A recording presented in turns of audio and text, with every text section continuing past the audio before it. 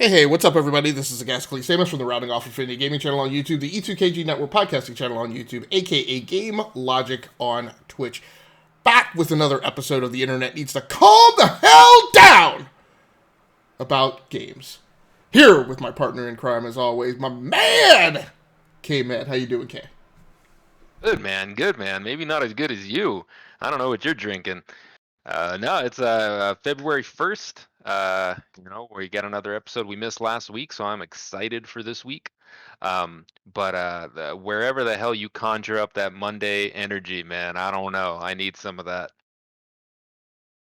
Calm down. I may be adjusting the horizontal and the vertical as we get started rolling with this podcast, specifically the horizontal, because I feel like my camera is a little off kilter, but we'll see how that is. It might just be my name tag, so I'll try to correct that here. Hey, man, I don't know that there's a ton of controversy going on out there in the gaming world these days, and I'm on this new kind of kick thing, and we're here with a new setup and a new config, so I don't really know how tonight's going to go. We're just going to go with it. And I hope that my audio is coming out on the live stream, because I haven't actually had a chance to check that. But we're going to start off tonight with... I hear a little bit of echo. Check that. Okay. So yeah. So it sounds like we're going out live, all right. Nice. We're going to start tonight with what we call current gaming ops. What we're playing right now in these times. I'm your host tonight, and so I'm going to go ahead and get started. Usually we go through the most recent two games. I had to kind of dabble a little bit with what I've been playing recently, so I've got 3 games in the mix, but we'll try and keep it to the time frame. So most recently, so like I said, there's a few things going on. I've been backpedaling, actually from live streaming for a while now. I completely tore down kind of the video studio aspect of the office here over the last couple of days, because I got to convert this to more of a computer development shop. And so some of my dedicated streaming PCs have been torn down. I put some different PCs in their place, some workstation laptops and whatnot. So, but some of them are gaming capable.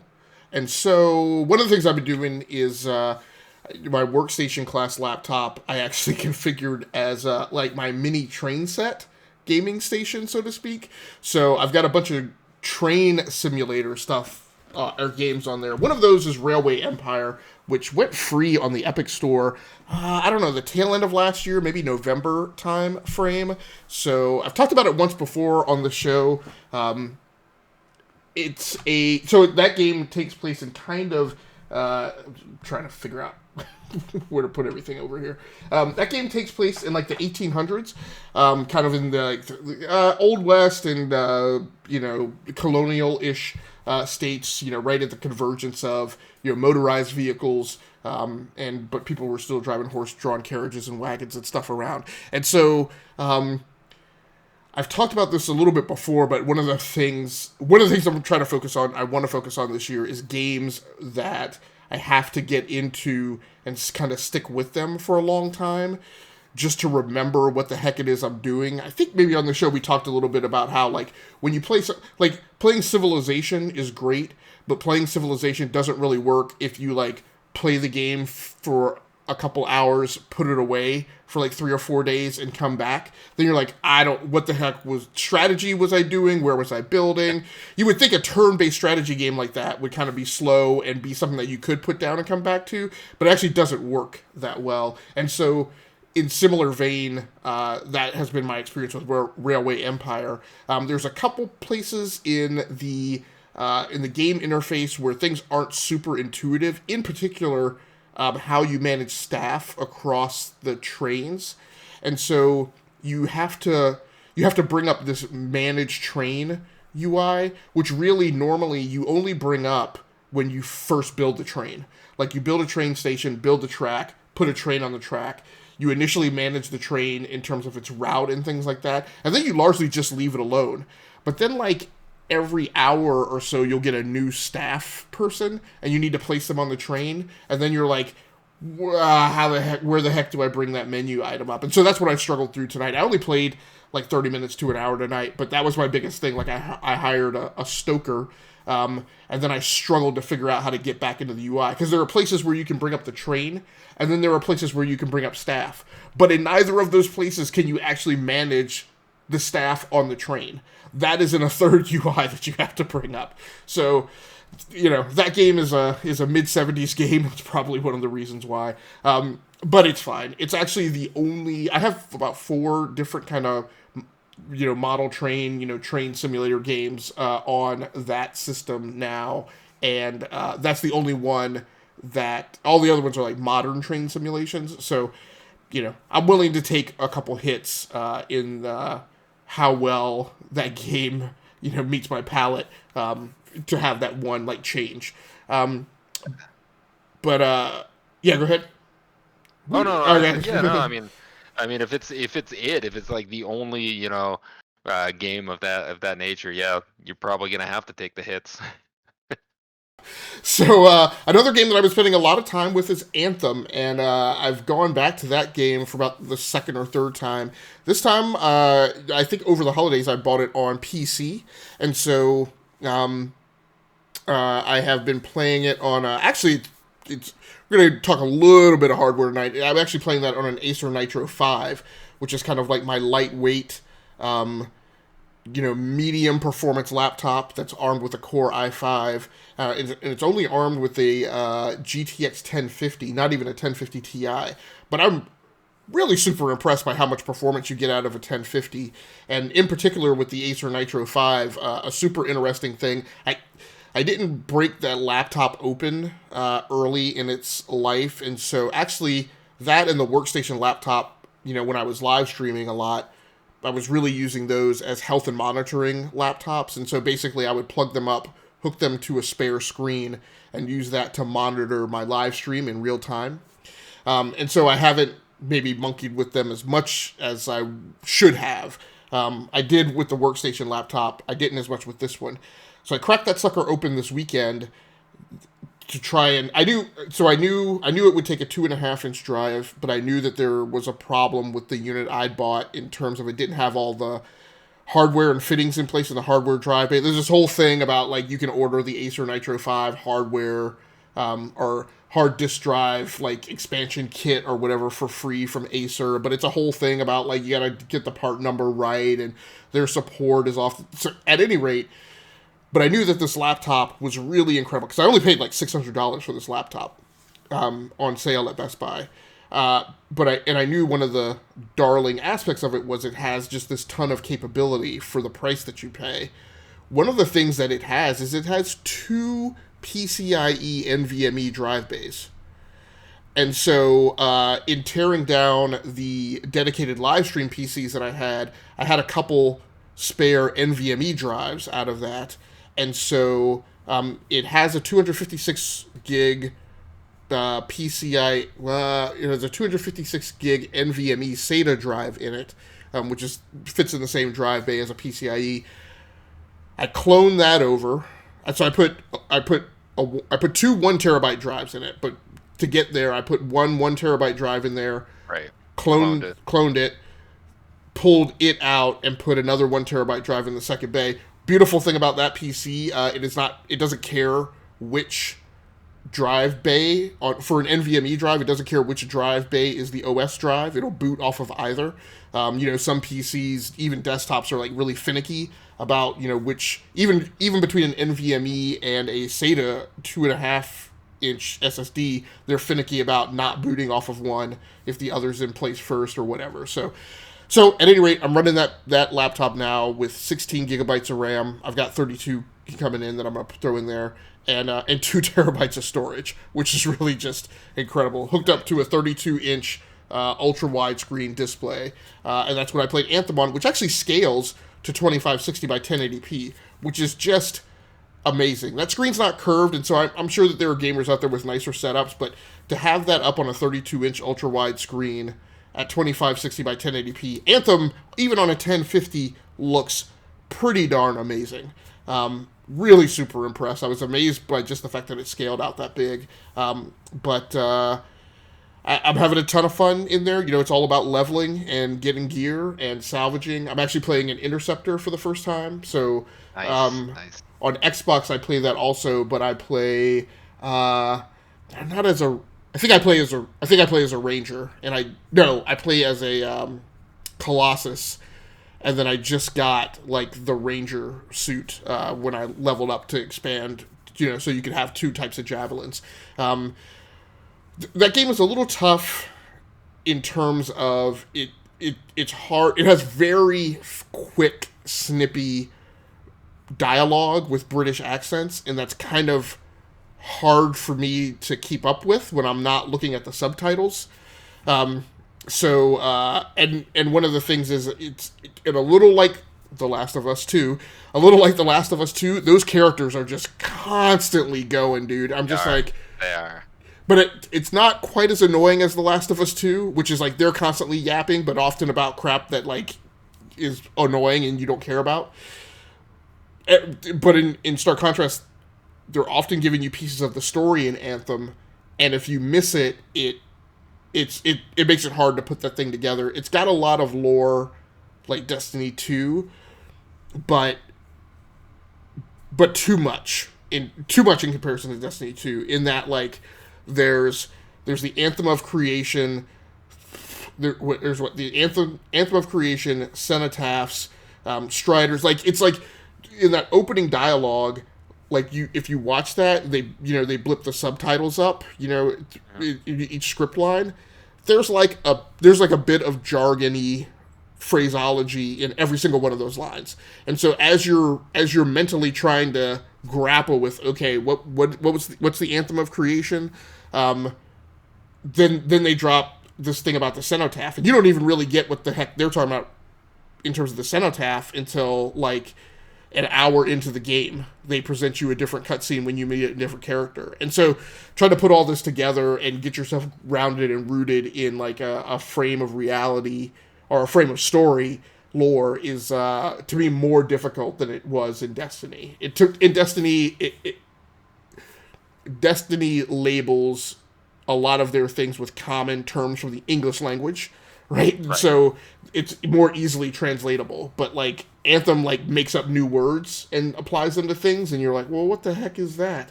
So, but it's a ton of fun. Flying is awesome in the game, and when you can pay attention to it, the story makes sense. I got into I got match made with a couple characters. It works fine on PC. Actually, I have found even on Xbox, I found matchmaking works fine with randos. For some reason, it bogs down when you're in a party with people, and I don't know why. But, I got some randos thrown in.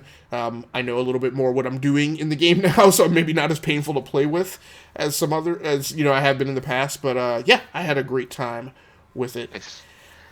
Yeah, go ahead. It surprises me that you're hitting Anthem again. I really enjoyed Anthem. I don't know what would actually get me back into it though.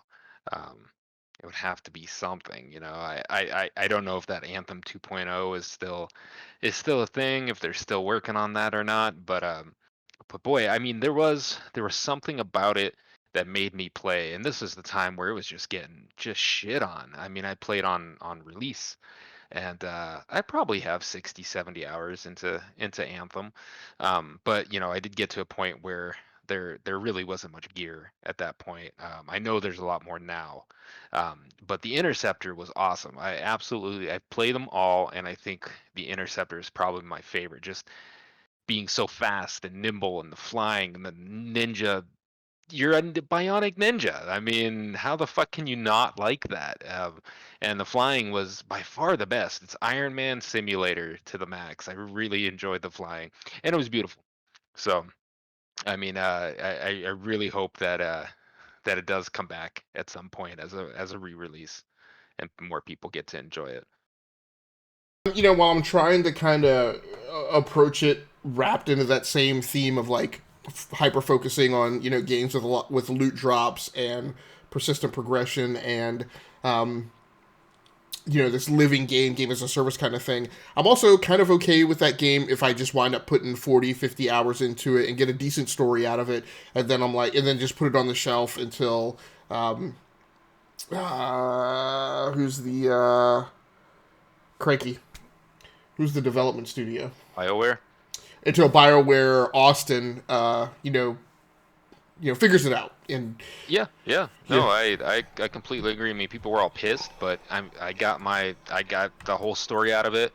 I grinded a little bit, and I was done. I mean, I'm fine with it. I have no regrets. I got 50 hours for $50 or whatever the hell I paid for it. And the story was good. I liked it. They added like a little piece. I went back in maybe 3-4 months after release, and they added like a little extra quest on, and I liked that. And then it just kind of fell off my radar. But Anthem was different. Again, it kind of was what the cyberpunk of 2017, 2018. I don't even know when it came out. But yeah, no, it's cheap right now. You can almost get it for free. And yeah, if you're looking for the best Iron Man simulator on the planet, that's probably it right there. Is Anthem. Kind of assess whether or not people were just slagging it to be slagging it. Because, of course, I would say one of the problems with it is it's very... The grind is a little different in terms of, like, I feel... Like, in the salvage system, I feel like you get stuff that is of value. You get lots of weapons, right? But those weapons don't make a tangible difference in combat in a way that you can really feel a lot. So I think at least part of the negative feedback is that what people really want is cosmetics, and the cosmetics are kind of a super huge grind, more so than the weapons. Like, I feel like in classic Mech Warrior fashion, I feel like you get weapon drops all the time, but you can only get cosmetics with coins and shards, and so an actual currency, which you actually have to earn instead of salvage, comes by at a fairly slow rate.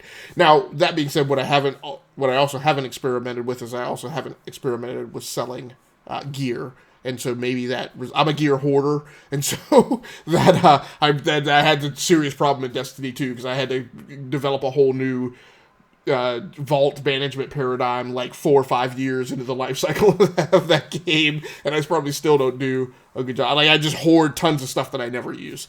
Yep. But the last thing that I've been on is Hitman 3, which I've been playing on Stadia. And so, weird roundabout way of a story, on the last 2 occasions that I've always been a proponent of the Epic Store, but on the last 2 occasions over the holiday, I bought games from the Epic Store that I was not able to install. And so one of those was Star Wars Squadrons by EA. And I had just written this down and remembered it, and now I've forgotten it. But I think another one was maybe a free game from there. So one was a free game. No, both of them I wound up paying for because I had to request refunds. And having been through some recent problems with the PlayStation Store, it was, on edge while I was requesting these refunds, but they both came through. But in both instances, and it seems like it's a problem with the C drive, there's some weird bug where you will sometimes download a game and you will not have permissions to install it on the C drive, which is just not a problem that I have with other apps and definitely not other games. So I don't believe it's Windows, and I don't think it's me. But you can install them. I can install them on the D drive. Or another game on another drive other than the operating system drive. But in those cases, I had some constraints on the system I was trying to install them in, and like installing them to another drive that was not the C drive just didn't meet my customer satisfaction level. So I was like, nope, not struggling with this. And I had to, I was digging around on forums and trying different things out, and finally I just clapped out, and I was like, you guys refund me for this stuff. So, Just a second. yeah, no problem. So, I am currently on a moratorium where I am not buying games from the Epic Game Store. So, Hitman 3, of course, is an Epic Game Store exclusive, and again, largely haven't had a problem with Epic taking that path towards competition. But in a world where I'm not buying games from the Epic Game Store, a game coming out that's an exclusive is a problem. But of course, Cyberpunk has a really great reputation for performance on Stadia, and I already have Hitman 1 and 2 on Stadia, because I think one of them was free, and so I was like, I'll just buy it for Stadia. It's fine. Hitman 3 is not a let me spend 3 hours at a time with this game. It's very much a let me spend 30 minutes with this game to an hour, and so it meets it meets my constraints and what I want out of the game to a point where I was willing to buy it on Stadia. So I have it on Stadia. Of course, recent sales news says that this has been the biggest launch of a Hitman game ever. And I guess that's just by the reach of the number of platforms that it's on. I think it's on Switch also. I hadn't heard. Might be. I'll double check that when you're briefing your stuff. But Hitman 3. So the great thing about Hitman 3 is it's probably the best Hitman that they've made. The downside of Hitman 3 is it's more Hitman, and so it doesn't really. And it's a slice of a game type that I normally can't stand. I can't stand stealth games just because I don't have that patience. I every stealth game I always bog down to if it's a 20-minute mission, about 7 or 8 minutes into it, I just lose my patience and I'm like, screw this. Like, let me just blast everything.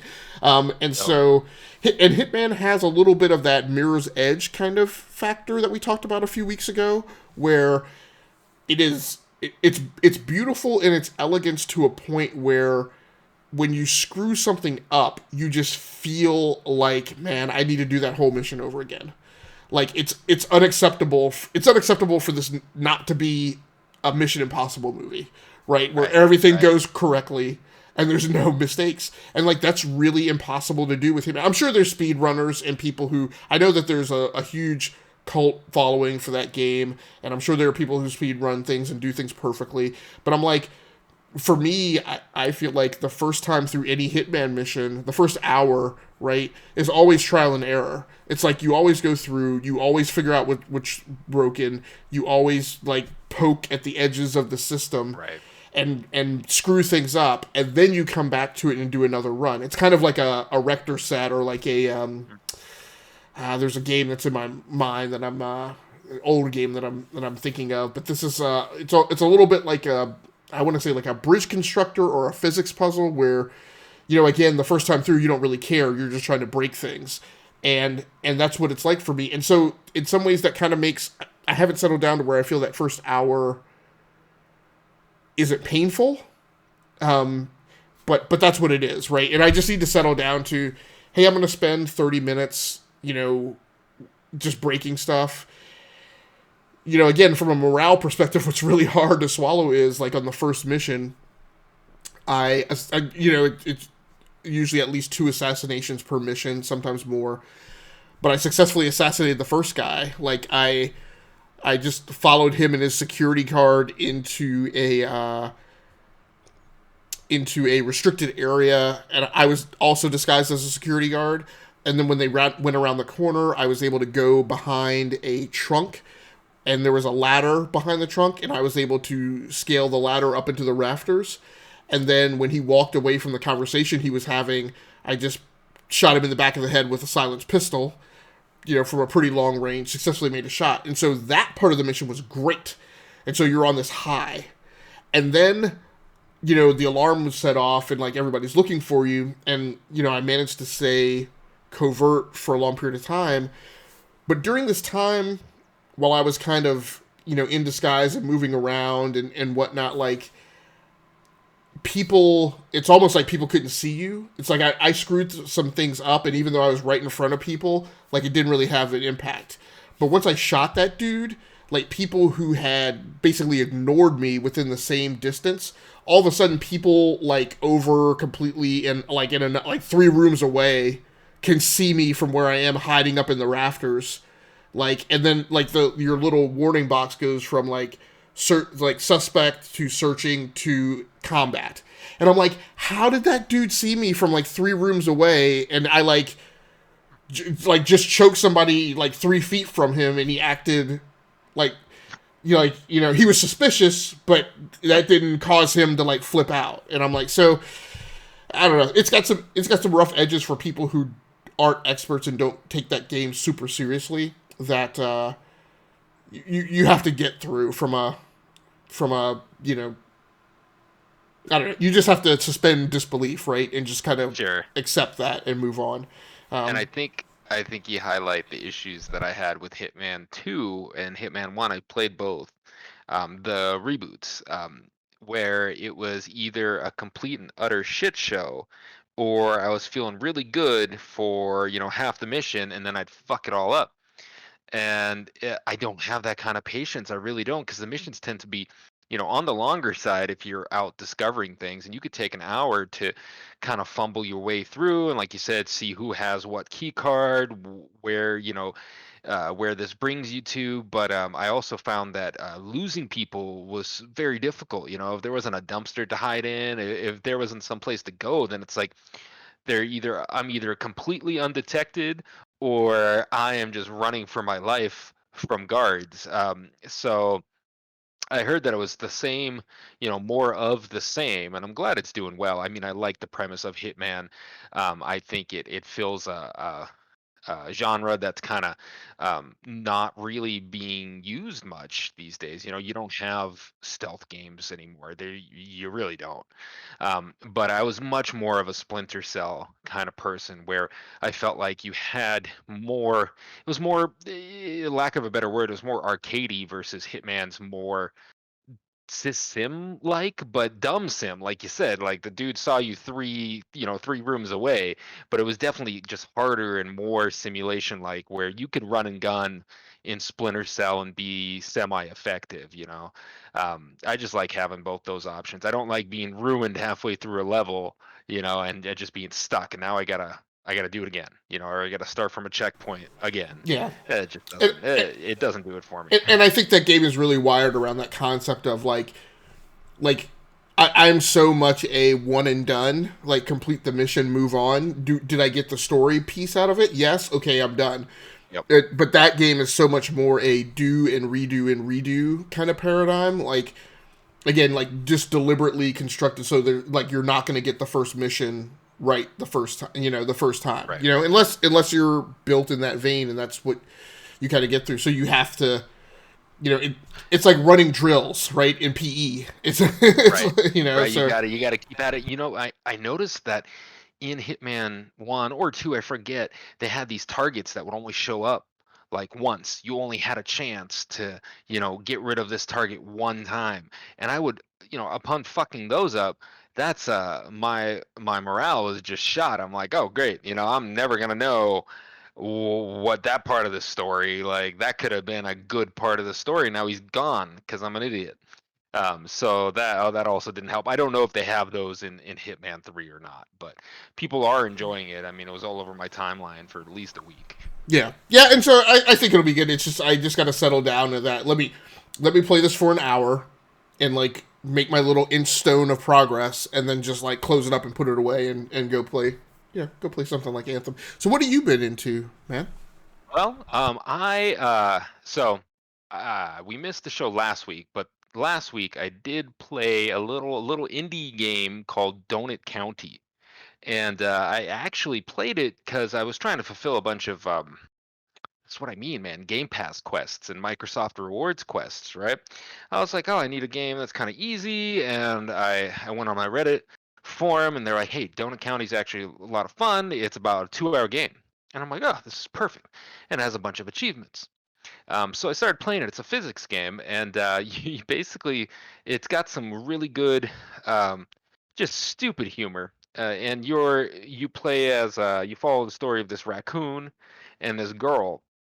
And the raccoon like runs a donut shop, and he's playing this game on his phone, and the game on his phone opens up holes in the real world. Okay, yeah, you totally suspend, belief here, but as you swallow up things in the world, your hole gets bigger, right? So you can swallow more and more and more things. And you clear levels by just wiping them out. So as he's wiping them out, you end up being underneath this city, and you're all like, "Dude, raccoon guy, you fucked us all over, man! Like you destroyed the town." So you try to fix what you messed up, right? But um, you open up different layers of physics with that hole. Like you can shoot things up out of the hole, and you can you basically have to use this hole through his app to both tear down and fix the town. It's really fun. It's super simple. It was well animated. It was just fun.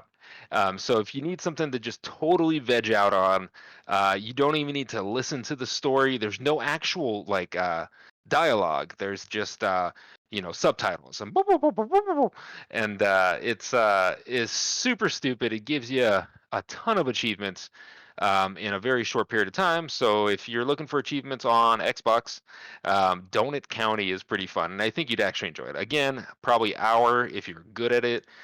2 hours tops. Fun little indie game on Game Pass. So that's what I played last week because I just wasn't feeling anything. This week I started playing The Medium by Bloober Games Studio, I guess, and it was pretty hyped out because it has it was an Xbox timed exclusive or whatnot, also on PC. On Game Pass, released day and date on there, and it's kind of neat. You play as a medium that can both be in the physical world and then the spirit world. And at certain points of the game, you're actually playing in both worlds at the same time, and the rendering takes place at the same time. So you have two different levels that are playing split screen. It's a little disorienting at first, but it's kind of a neat effect. Sometimes they slice you up vertically, sometimes they slice you up horizontally, and it's not constant. So at one point, I assumed that the whole game would play out like that. It's only certain segments that play out in this, double spirit world. There's also mirrors that you end up interacting with that let you go into one world or another, and those play into the puzzles that you need to solve. Right. So in the spirit world, you're dealing with like obviously spirits and dead people, and there's of course a monster that's very much like Resident Evil like, where he's roaming around the level and you just gotta avoid him. Um, and there's lots of just little puzzles. They're nothing too difficult so far. I think I'm probably halfway through. I hear it's about a 5 to 10 hour playthrough, depending on how slow you are. So I'm in like 3 4 hours. It'll probably take me 8 to 10 hours to finish it. But so far it's been getting okay reviews. It was hyped out, and of course because people wanted Xbox to have a big game, I had no expectations going into this thing. It's very much a mid 70s to you know 80s game. I know some places are giving it more than that. Um, yeah, whatever. Mechanically, it fails. It's dated. Some of the movement, the animations. The lady is 28 and runs like she's 92. I mean, there's certain things that just bug the shit out of me in some of these games, but overall, it's enjoyable. The So story's kind of neat. so help me out because we Yeah, we yeah. don't have a ton of controversial stuff to go over tonight. We don't. We don't. So let me hit one here. So why explain to me why? Do you have any ilk of a notion as to why people, Xbox fanboys or Xbox haters, would think that a January release game after the launch window that was a horror survival game would be a blockbuster? I don't know. Uh, Desperate hope. I mean, I think they just wanted something.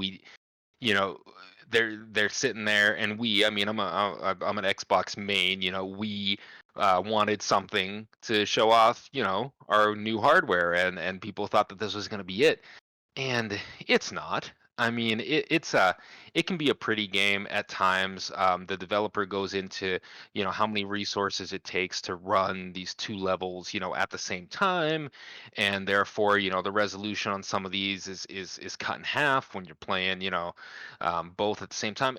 Overall, I think they did a good job. It hits a lot of the Silent Hill, Resident Evil type of vibes, so it almost helps pass it a bit with the clunky, because Resident Evil is clunky. It's always been that way. So in comparison to that, it's spot on. I mean, grabbing an item can be difficult. Opening a door can take 3 tries, if you're not lined up correctly. It's that kind of shit that people expect in those kinds of games. Other than that, there have been some odd visual bugs that people are experiencing. I'm sure they'll patch that shit up. But I haven't had too many issues. I've had to relaunch the game a few times because on the Xbox it actually starts to I don't know what it is, man, but it starts to colored dots will start showing up on your screen, and just randomly. And I thought, oh my god, this is like a bad GPU. But then I quickly, did a Google search, and I saw that everybody was experiencing this issue at some point in the game. I'm like, all right, good, good, good. It's not my Xbox. But yes, I do not know why these people put so much faith behind. First off, I mean, it's a studio that hasn't done anything fantastic, and it's January, Wait, yeah, and is it release. Yeah, was it first party? Was it a first it party studio? was. I don't know if Bloober is first party or Okay, not. I'd have to but look. it wasn't exclusive. It isn't It exclusive. was. It's at least a timed exclusive. Okay, I gotcha. think they are going to bring it over to PS5 eventually. Okay, gotcha. Um, but yeah, so it was console exclusive, and I think that's all it takes. You say console exclusive, and they want the 12 teraflops of power to be, whatever, and it's so dumb, so dumb. And So, just play the game. so again, in the spirit of like not having controversy, and I may even drop my topic since we're talking about something so now. Again, kind of, do you have an ilk of a notion or any concept of? I realize now as you're talking through this, like the console wars are already a thing that don't need to be a thing, right? They're kind of like a DC Capitol insurrection. But is there any idea? So, I notice now that, as you mentioned, right now every exclusive, whether it's a first party or not, and every timed exclusive, always has to be a topic to throw down about.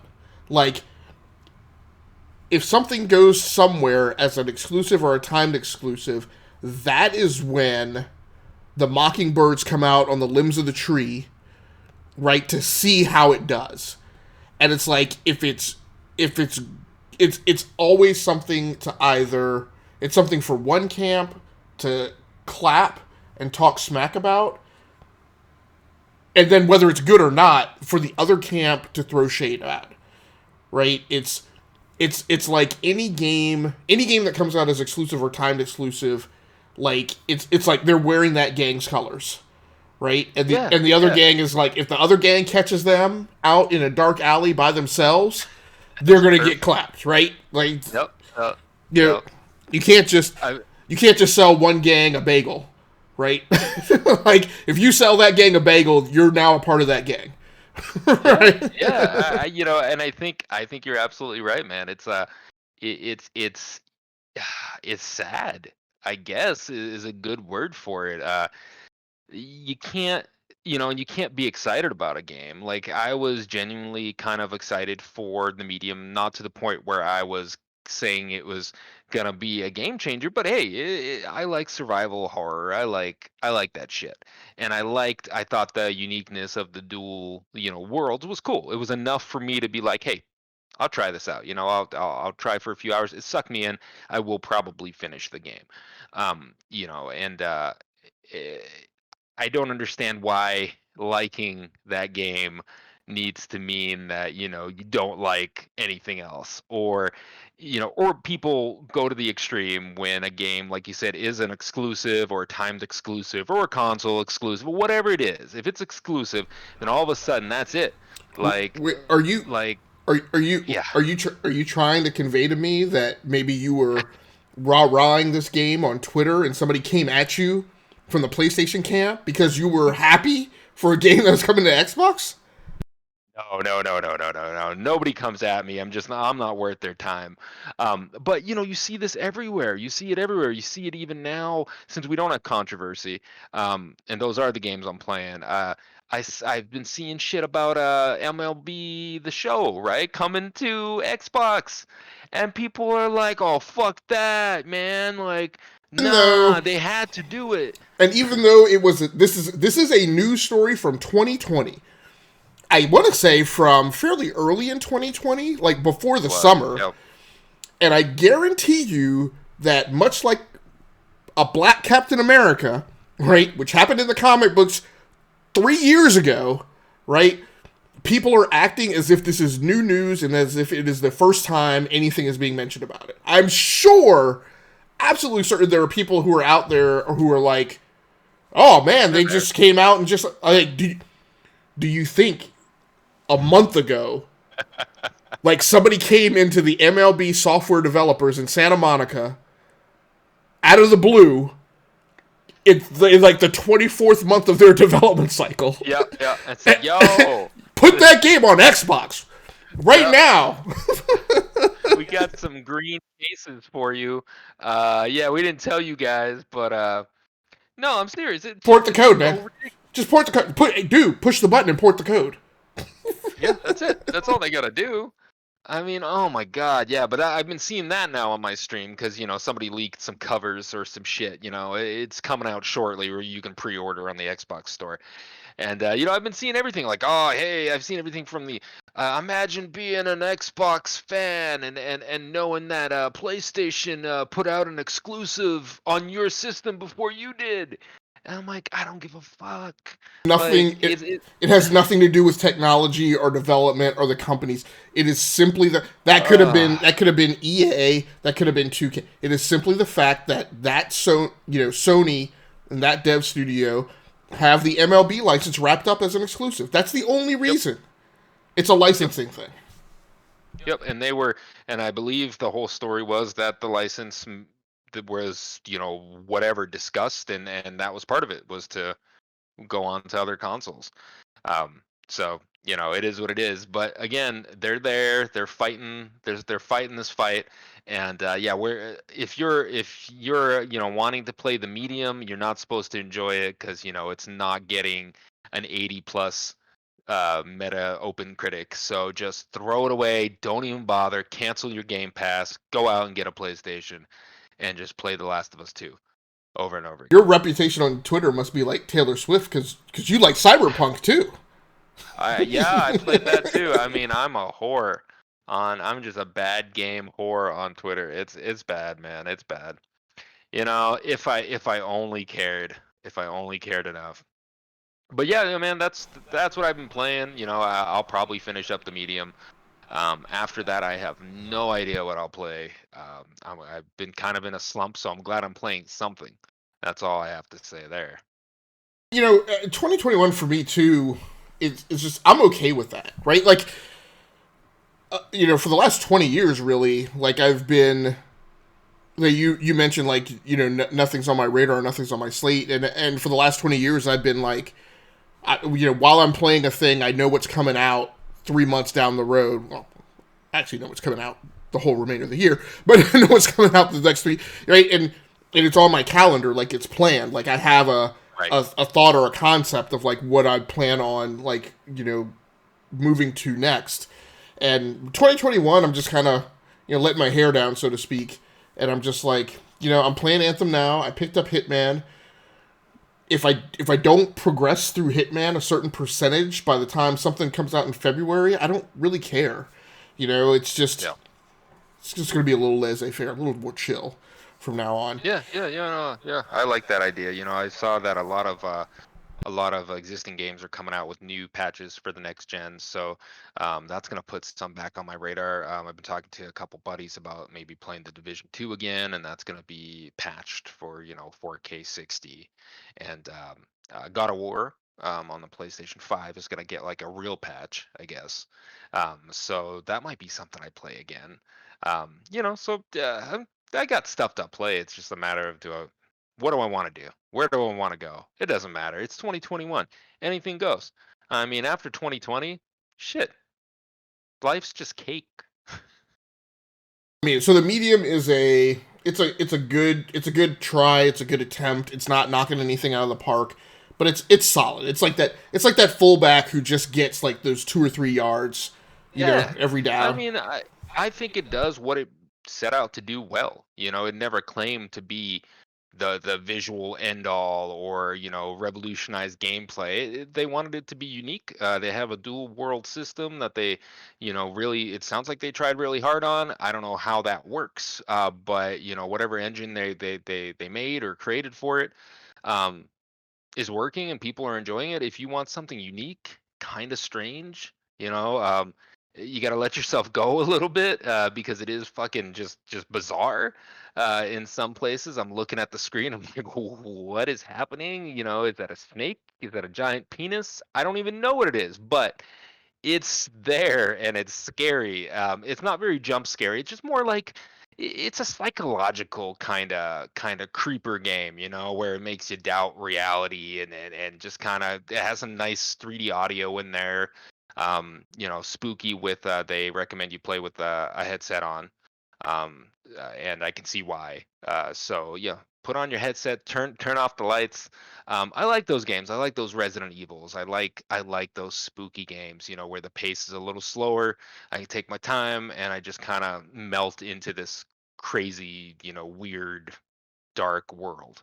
So Large members. I just finished watching The Boys season 2 last night, so it's interesting yes, reference. Um, yes, so yes. Not to spoil anything. right. Yes.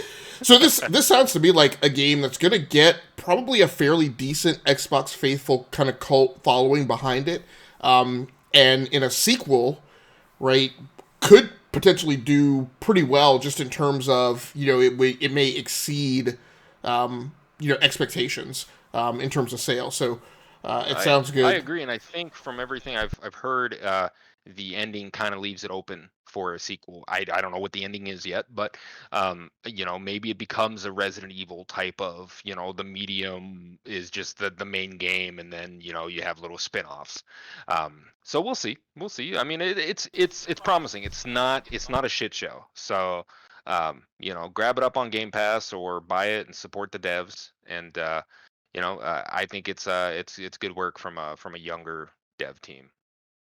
I joke about a game that's going to come out and that's coming out in January. Like, look, people don't pick January release dates because they think they're releasing a blockbuster. Like, teams don't teams don't just go, hey, we're finished the code. Let's go ahead and release it. Teams pick release dates. But it's a soft window in the schedule, and it's hitting and serving the purpose that it needs to, which is it's not meant to make you halt and catch fire. It's just meant to keep the Xbox wheels greased, right? To Yeah, to help you yeah. slide down that hill into February Uh, and March. well, and I mean, it comes from a studio known for its great games such as Deathmatch Village and Amen and Amen 2 and The Basement Crawl for PS4. I mean, jokingly, they did two Layers of Fear, and Layers of Fear 2 and Blair Witch. But I mean, those three games and Observer, four games are the only games, and that's recent since 2015. Before that, they did Paper Wars, Cannon Fodder. I mean, Music Master. So yeah, I mean I think it's promising. I played Blair Witch, I've played Layers of Fear. I've actually played all their games, and I didn't even know that this was the same dev behind it, and they were all decent games. So I think I see it slowly building. I can totally see a sequel being an 80 plus game. Who knows? Hey man, let's go ahead and wind back the WayBack Machine. I have no sound effects over here tonight at all. Neither on Killing the it, man. stream deck or on Killing the it. mixer. So it is what it is. Hey, what were you playing back in November 2005 is what we're doing for the WayBack Machine. Fucking long ago. My God, dude. So I was head over heels with Call of Duty, and I was all PC gamer back then. And Call of Duty 2 was probably one of my favorite Call of Duties. I really enjoyed Call of Duty 2. This is before we knew that Call of Duty was going to go on infinitely forever and ever. But it was a good solid PC game, man, and it was almost at that time where it still felt like a PC game, and it didn't feel like it was made primarily for consoles and then just kind of squashed into a PC. This was a time before rotary selection wheels and that kind of shit. Those weren't there yet, but Call of Duty 2 was one of my favorites, and I honestly probably just played it single player. I don't even recall playing multiplayer Call of Duty 2. I'm not even sure. I'm sure there was multiplayer. I just don't recall playing multiplayer. My multiplayer go-to back then was Counter-Strike. I mean, I didn't want to play anything else but Counter-Strike. But I was probably rocking 2005.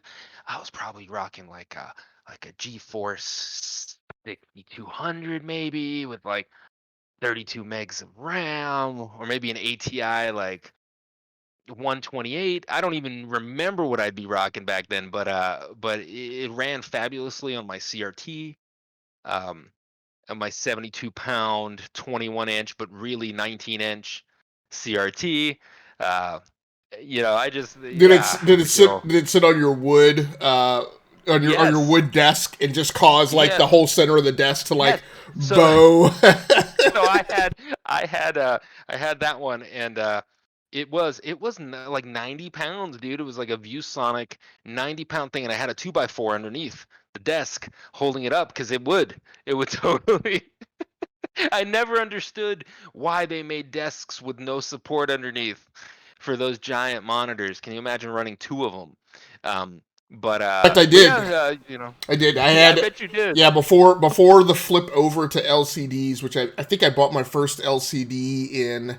I bought it a few years before that. I think I'd bought it in 2002 was the first time I bought 2002 or maybe the very beginning of 2003 was when They were terrible. they were I had like a 17-inch, so it was like, They were so bad. what is that?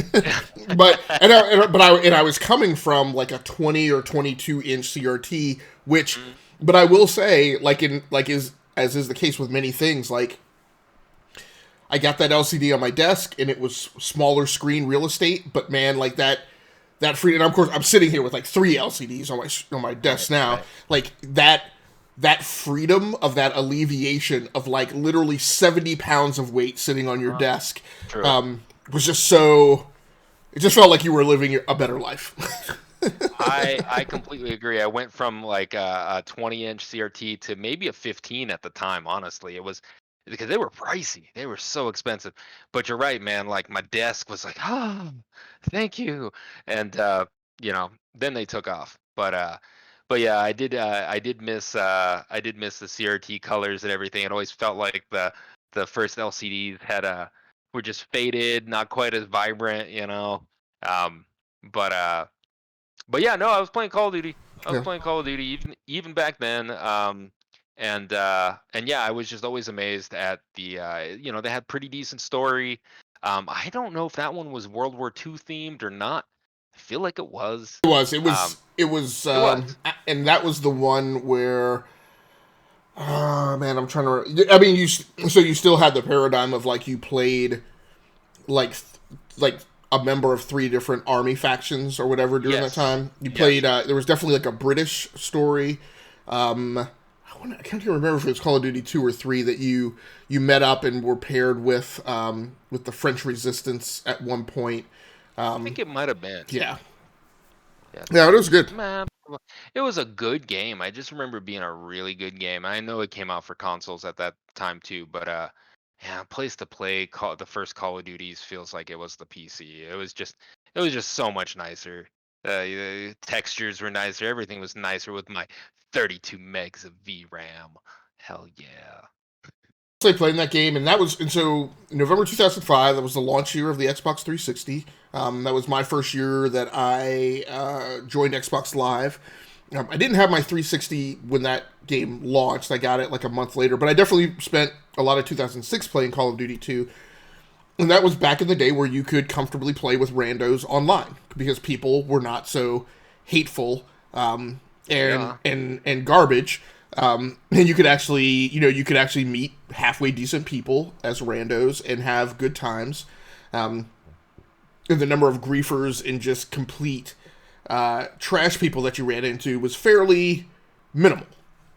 And back in the day where you had control of your lobby and you could just eject somebody out of your lobby if they were misbehaving, all of which came crashing down when we made the transition to Modern Warfare eventually. But yeah, no, it was a good game. I really enjoyed like the one that sticks out in my mind is the desert map, where you were like where you would you could get up to the rooftops and everything pretty easily. And you were playing. I want to say, and then I think there were some French and German maps in that Yeah, game. there were. So it says Russians, Brits, and eventually the U.S. Army, and you played 27 missions over 3 campaigns. I mean, it was a meaty game, dude. I just recall, yeah, it was a yeah, you bashed some Nazis. I mean, what is there not to love? It's just I don't know, man. It was like the heyday. I feel like they put so much more effort into those Call of Duties, to make. I mean, that's what made the name really.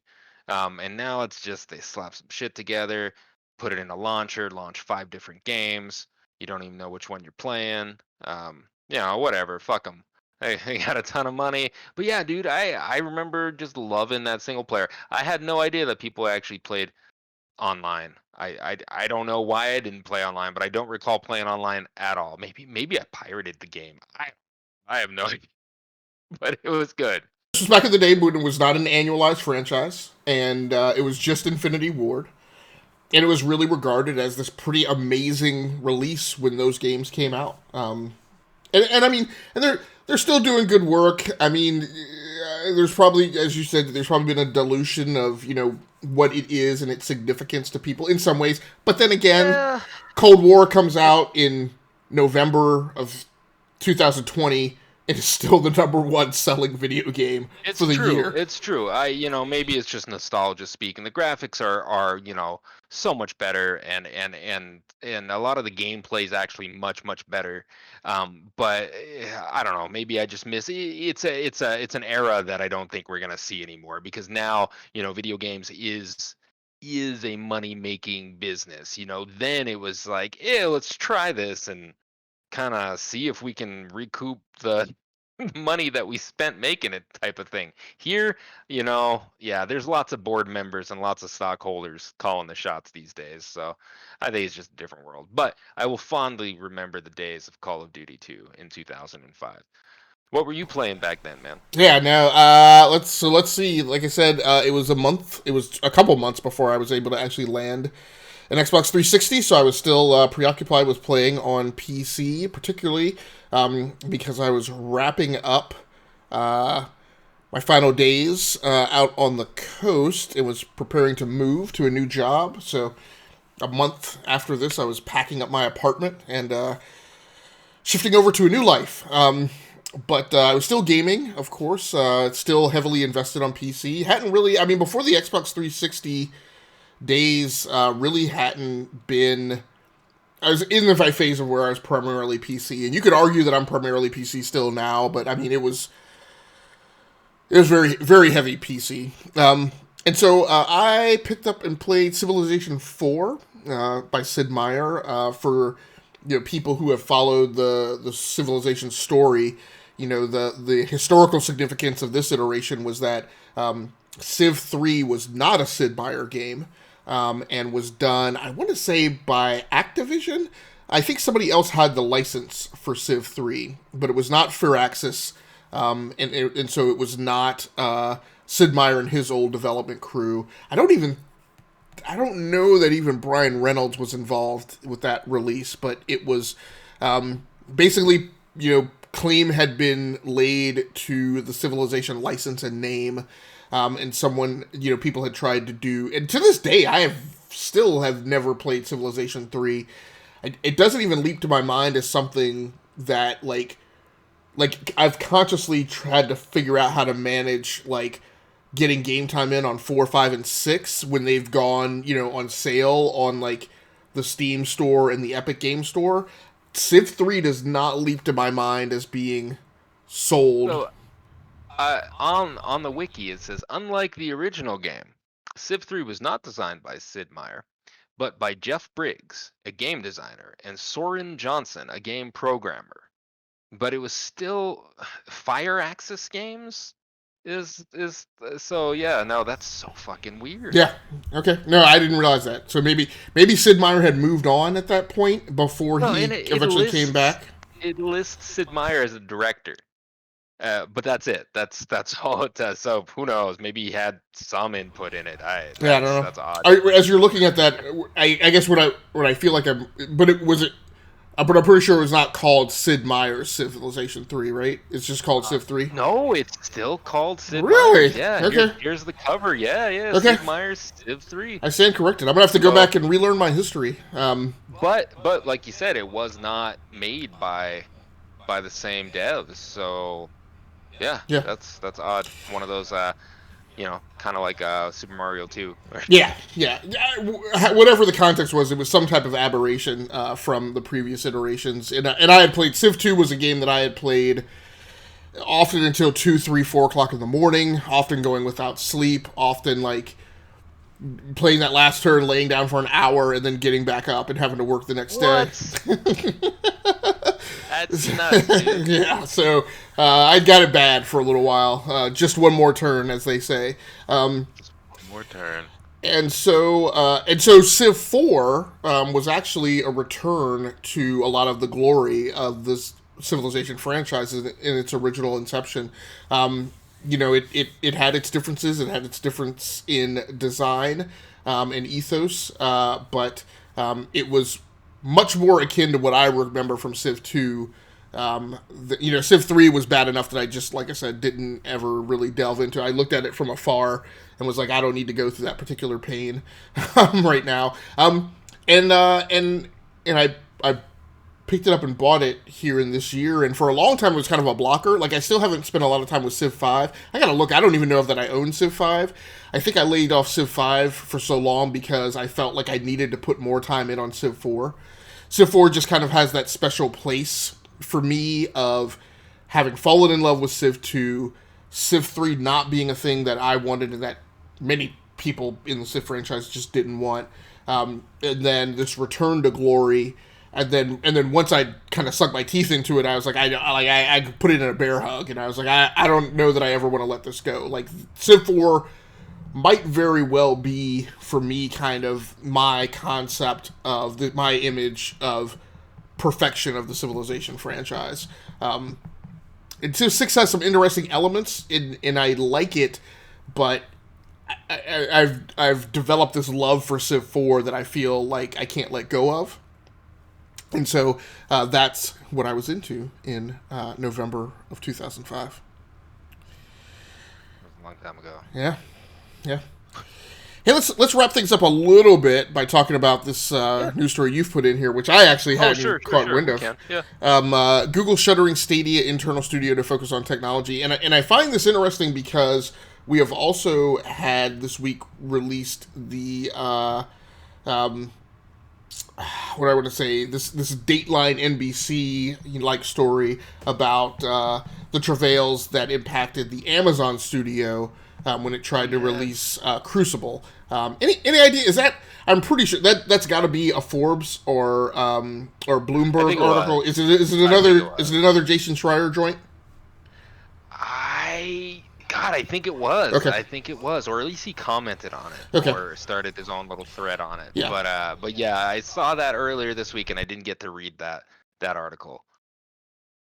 And I won't. Again, non-software developers talking about why a game failed. I'm like, Oh yeah, yeah. Whatever. Yeah, Like, I heard a bunch of things. I heard a bunch of little tweets about Amazon, working for them and whatnot. But yeah. No one can say, Amazon is trying different things, and that's cool. I actually played one of their games. I played one of their MMOs. I wonder if it was the Crucible. I have no idea. I played something that was by Amazon Games. It wasn't half bad. It was like a closed beta that I signed up for. But generic MMO, meh. Oh, on PC, it wasn't that great. Nothing to write home about. But this Google Stadia thing, I don't know. Like, I know that I have a bunch of people on my timeline, including you, that like their Stadia. I mean, are you, not that it's, maybe it is, maybe it isn't.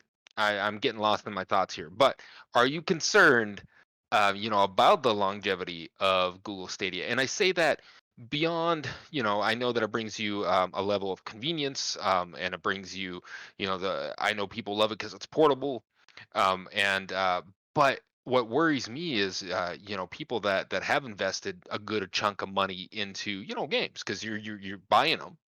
You know, are you worried that of the longevity? Is this gonna stick around? Will this be, the next Google, grave in its big pile of bones that it has? And being such a big company, that's not unusual. I mean, shit's always gonna die eventually or get merged into some other product. And I believe the article was talking about how their technology, they're looking at having other people, use their streaming technology.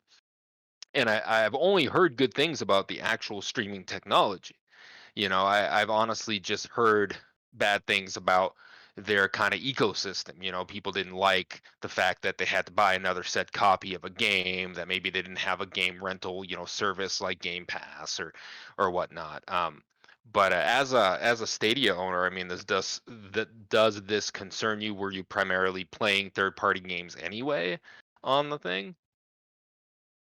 doesn't concern me a lot. There's just not a lot of Stadia exclusives or Stadia first. I mean, I don't know that there's any Stadia first party game. There's been maybe one or two exclusives that are in genres that are not like my staple genres. So, I'm not personally worried about it from a technology perspective. And look, that's just, I've got 20 plus years of being a technorati, a technologist, things like that happen, right? Like, I was a tablet PC guy, and one day Microsoft decided tablet PCs were going away. I was a Microsoft Windows Phone guy, loved my Windows phones, and on a day Microsoft decided they were going to stop supporting them. Chromebooks might go. Look, this stuff happens. And I've often railed against these iPhone people that I frequently get into arguments with, these journalists who cover the iPhone,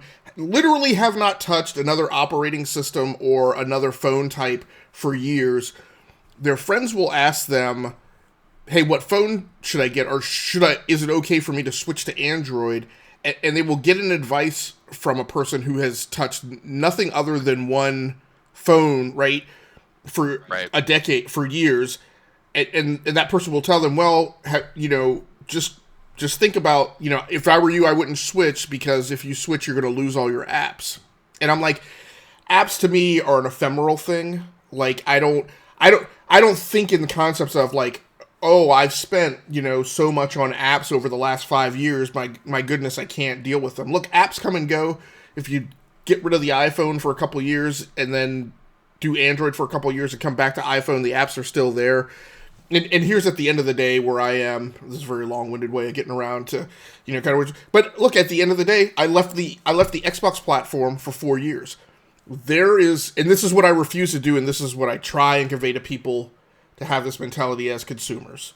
And look, you can do whatever you want. You don't have to do what I say. But here's what I recommend. Don't ever let a vendor lock you in. Right? And so my stance is like, look, Microsoft, PlayStation, right, Sony, Google, right, with Stadia, I don't care if you have this concept in your head that as soon as that customer buys 10 games, I've got them locked in. Let me tell you, you don't. And so my personal feeling is because The games, the games that I have, number one, and this is where I would actually say it's a positive and why people should do Stadia is if you do Stadia. So I've got, I don't know what I've got on Stadia, 18 games. The vast majority, only one or two have I paid for. The vast majority of them paid directly for. The vast majority of them I have simply because I pay the pro and I get access to free games that I've claimed.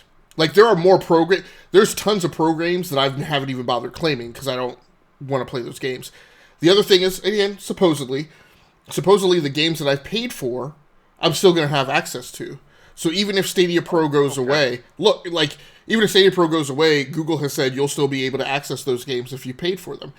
I relatively believe that because I frequently often upload 40 gigabyte video files to YouTube that Google does not charge me for at all. Yep.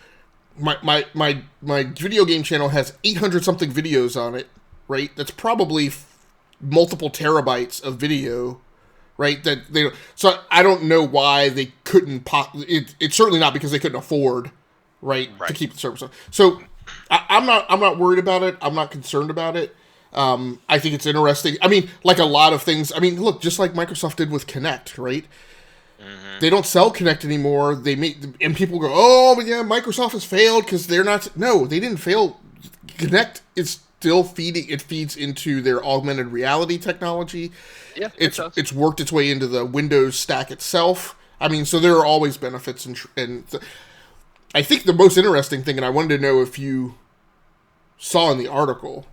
Help me. I may be wrong. Help me out if I remember. Didn't Jade Raymond leave Ubisoft to go? Or didn't Jade Raymond? So she left Ubisoft, went to EA to head up EA Motive, and then shortly after the whole Star Wars licensing debacle, where they killed the game, and then moved those developers to EA Motive. And so I thought, okay, here we go. Like Jade Raymond's going to get to tee up a Star Wars game. Then shortly after she left, and didn't she go to Google Stadia? So it says that she's a video game producer in charge of Stadia Games Entertainment, but best known as founder of So I think so. I think so because all she's mentioned in is these articles 8 hours ago closes as Stadia. Yeah, I think she did. What I'm curious about where's that talent going? Yeah. There's no place for former. That means there's no place for former Assassin's Creed producer Jade Raymond, who has left the company. So she left Google. Okay. Yeah. So she's gone. Wow. So yeah. I mean, that was. I'm sure they heard about it before. You know, it always hits hard. But I'm sure Google gave them some notice. They probably just kept it quiet until now.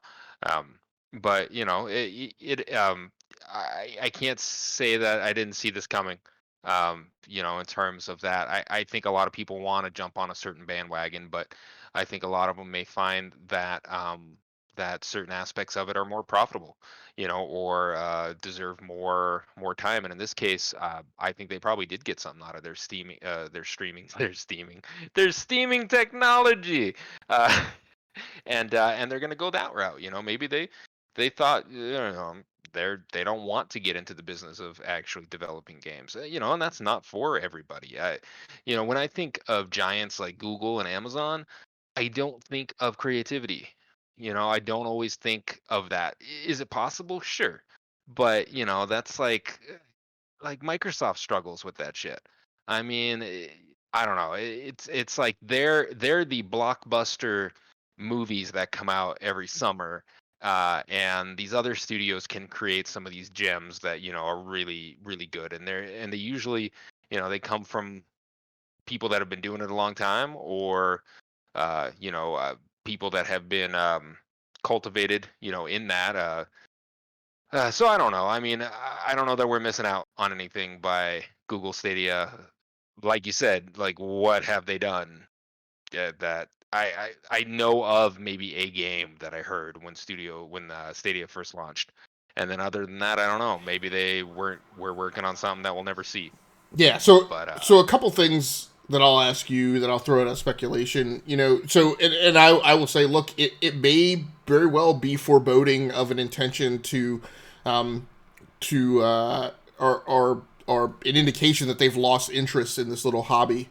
One thing that I sometimes wonder about is, you talk about creativity, and I think there's definitely some creativity at Google, whether or not it is entertainment oriented creativity, kind of like a la like what Apple is doing with their Apple TV Studios effort. I don't know that they're tilted in that vein. So part of me kind of wonders. I wonder what would have happened if they would have just let Stadia emerge and tuck it underneath the YouTube brand, who I feel like that's where a lot more of their entertainment creatives are. They fielded Cobra Kai, right? Which is doing amazingly well. Of course, it's now moved to Netflix, so that might say something there. But YouTube's got something going on from a creativity perspective, and and the name sucks. It fucking sucks. I the first time I saw, what the fuck is Stadia? That is the stupidest name. I do have to say I prefer it over Luna. Well, I was just gonna mention Amazon, and I signed up for a beta of that, like a 7-day trial. I got invited to the beta. Whatever, dude. I tried it at home, and I'm wired, and I can't do it. I can't do it. Like, maybe my input, maybe I'm like, I have input latency hypersensitivity or something. Like, I just felt it. I was trying to play Resident Evil 7 because it was one of the free games, and I felt it. And then it's only 1080p. So it was upscaling on my 1440p monitor, and it looked even grosser. And I was just all grossed out. Like, I felt like I needed a shower. But that was Luna. So I mean, I did try it. I have not actually tried Stadia. But yeah, I think, like you said, there is creativity there. I've played with a lot. I've been on board with a lot of the Google betas, and I thought, oh man, this is wicked cool. And of course, then it dies. But there's creativity there. I just, like you said, maybe just not under that entertainment space. Companies that big are gonna struggle somewhere. They're and I think that's Google's spot. Like, they're really good at a lot of things, but Well, I think what you mentioned, and this is something that's not atypical for Google, I think what you mentioned is maybe part of the problems that they encounters is that I personally think, from my experience, Stadia is a fine product. I think it works well. I think there's a large variance, kind of going back to like the Digital Foundry thing of like their ability to test things. There's a problem when you have a consumer base and people who can't access a thing, right? And so and Google pushes that envelope, and I really appreciate it. It worked out well with Project Fi. And you might look at that at the same optic and say, here's Google trying to push into a space where we have a bunch of very lobbyist heavy big players who don't want Google in that space. And I'm surprised that Project Fi has succeeded and has remained competitive, and really in a lot of cases eats the lunch of larger cell carriers. But it only hasn't gotten uptake because people feel more comfortable consuming from a Verizon, a T-Mobile, or an AT&T. So part of the problem with Stadia is you get these problems of people who, like Digital Foundry, test Stadia under not the best conditions. I love the gamers that I hang out with. Some people, I think Stadia plays best when it's on a wire, right? So if you have a negative experience with Stadia and you're on wireless, you're not using it in the optimal conditions, right? And so if you have problems, then that might be part of the path of like why you're having a problem. So I think Google has restructured. Google got into Google Fiber, and then backpedaled out of that because the ISPs weren't giving them access to their underground trunks, and Google was having to wire everything on above ground telephone poles, and they were having lots of problems.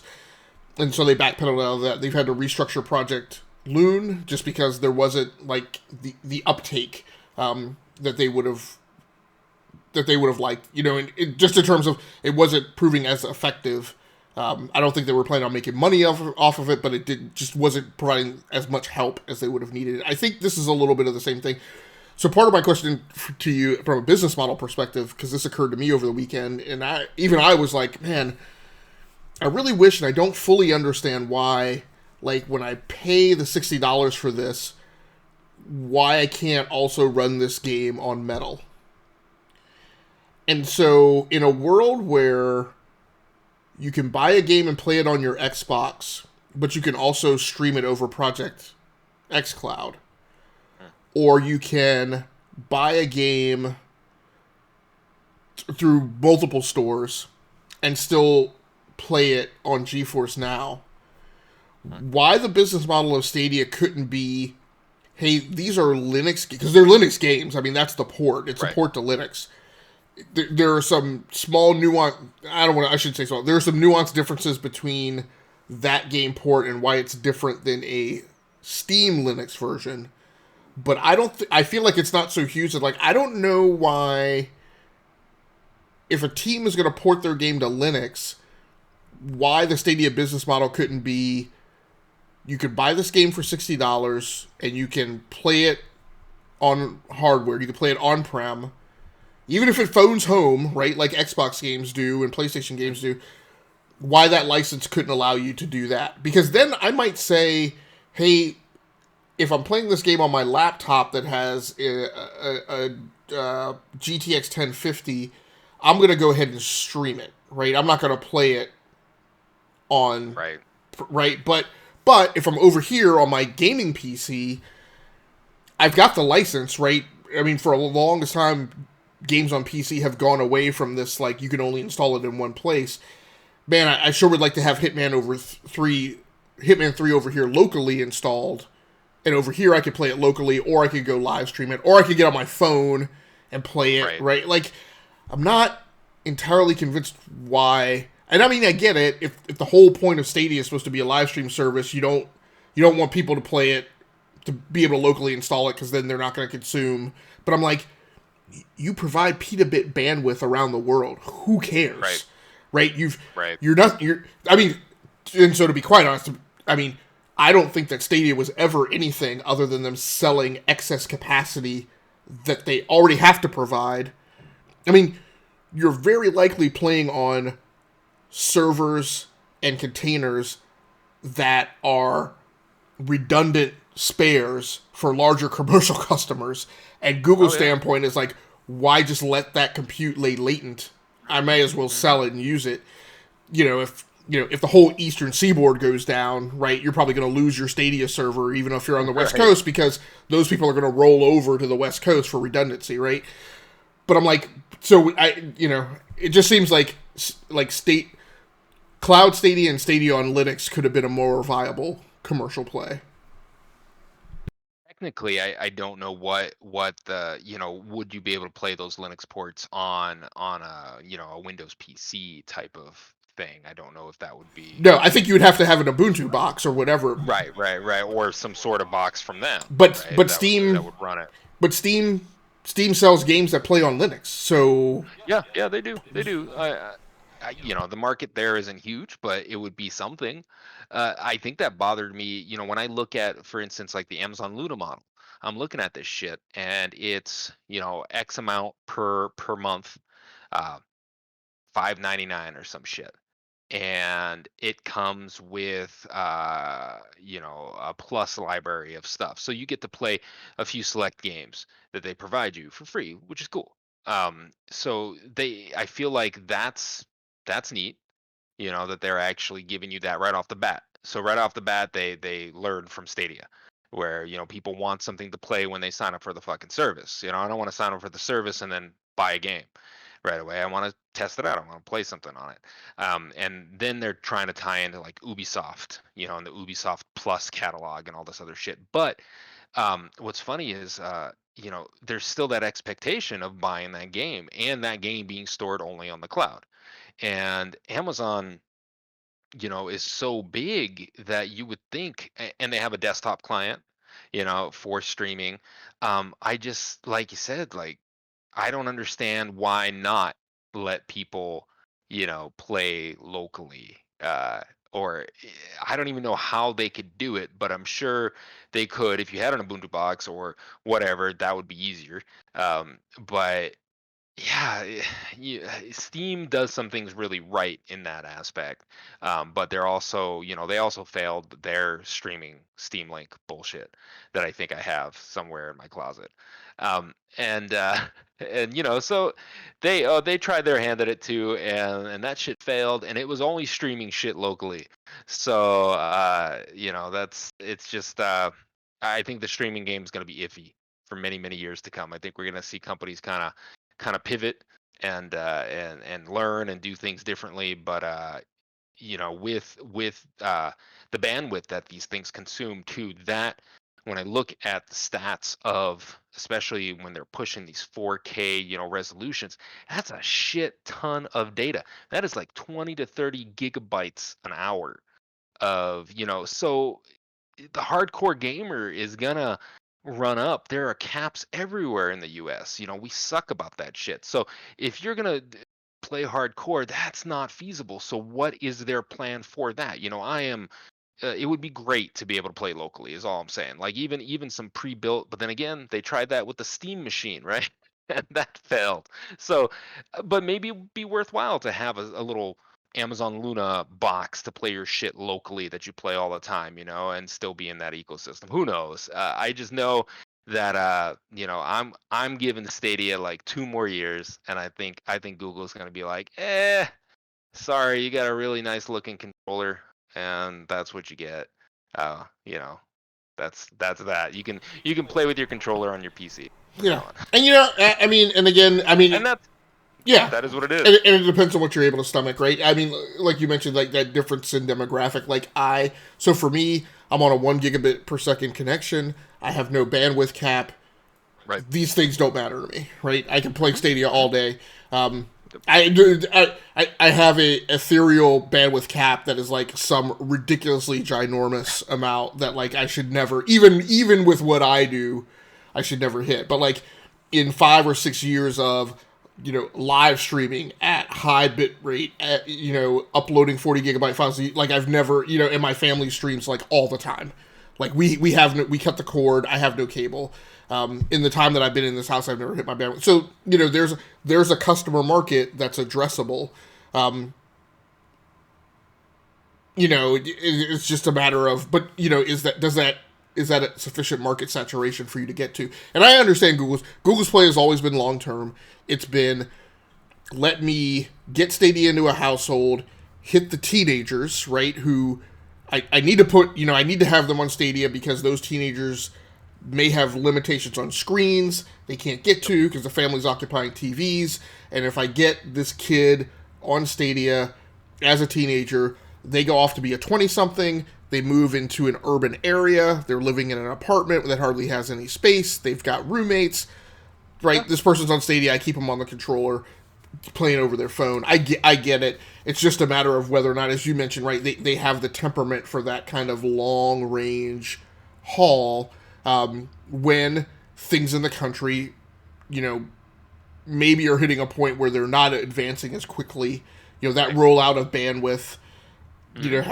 hasn't gone, according to plan. I mean, look, I contend that last generation stinking one of GameStop's models, and I'll keep preaching this all. One of GameStop's models for a very long time should have been, let me sell you a personalized encrypted key, and when you don't, a thumb drive, if you live in a rural area and don't have the bandwidth, let me allow you to come into the store, buy the game digitally, go up to a kiosk, Download it. download the game on your thumb drive, and then That would go be home. awesome. That Right? would be awesome. But my buddy who's a co-host, right? He's been challenged for years, living kind of out in the boonies. I think, Mhm.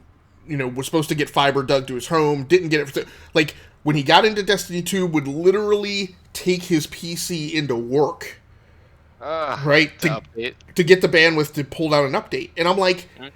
again, this whole thing of like, people don't want to go digital. GameStop's dying because people don't. They should have flipped their business model, and so like that's all. That's going to continue since GameStop hasn't done that, and you would have thought that they would have done that a decade ago, right? Other elements of the environment that need to be doing things to roll out bandwidth are obviously proceeding at a slower than desired rate, from Google's hopes. So. And that's going to be a limitation, I think. The U.S. is behind on bandwidth, and there's still people on fucking dial-up, man. Out in the rural areas, and even around here, I have people that would come into work with their consoles to download updates because they're on microwave. They're on these very capped, 40 megasecond, but I only get 500 gigabytes, a month, and that shit's ridiculous considering that our society is moving more and more towards cutting the cord, right? But again, companies are going to make money, so I definitely don't see these data caps going away. I think, but 5G is going. Might see more of them. But 5G is going to fix that problem, man. Here it 5G, comes, coming at you. I may or may not be a network engineer, but the people that are banking on 5G for all their solutions are gonna be hurting, because there's gonna be about 1,500 different kinds, and it's going to be very dependent on how many trees are in your way. but yeah, we'll all be radiated nicely here. Right. Well, great conversation as always, man. Anything else you want to cover before we get out of here tonight? I got nothing else, man. I just thanks for joining us again. Hey, no problem, man. Let's wrap it up. Hey, join us next week for another episode of The Internet Needs to Calm the Hell Down About Games. That'll be episode number 15. K-Med will be hosting, but it'll kind of be the same framework and standard template that we run with. Not that that's bad, that's just consistent. So you know what we're going to be talking about, but you never really know what the details are going to be. K-Med could be playing Call of Duty. I might be playing Animal Crossing. Who knows? Oh my god. No, that's not on the slate, so just don't end. But it could happen. Look, we're going to go off. We're going to play some games for about a week. We're going to come back here and we're going to talk to him. Thanks so much for joining in with us. Joining in with us tonight. I think that's grammatically correct. For this episode. Until next time, take care of yourself. Stay safe out there. Play the games that you like and stream the games that you love. I don't live stream, so I used to say this little thing every day, and now I haven't said it for about a week.